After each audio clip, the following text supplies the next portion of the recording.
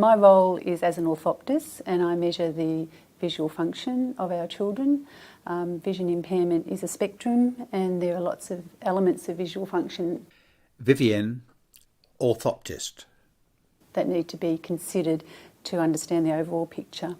Then that information is important to provide to the family and to therapists that may be involved, or the teachers as well, so that they may get a bit more of an understanding of how that child is performing certain tasks and how to develop strategies that meet their needs in that regard.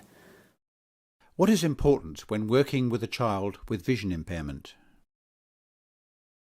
I suppose the biggest thing is to remember how individual each child is, that we see some children with many different diagnoses, but yes, each child is extremely individual, and not to second guess, to be very careful about letting the child give you accurate information. Young children can compensate quite well, and I see my role as really being able to get some information as to where the limits of vision may be. What helps you in your work with children, families and schools? Patience and just enjoying the work and working with children to communicate that information in whatever way works best for them. So really just stepping back and adapting the strategies to their communication needs particularly. What does inclusion mean, and what does it look like when it's working well?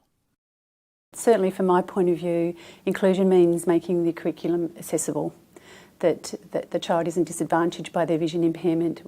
With modern technology and all the different aids we have available to us now, we want to make sure that the children can access all the information they need so that they can develop at the same rate as their sighted peers and reach their full potential. That's what's important. Do people have misunderstandings about what visual function means?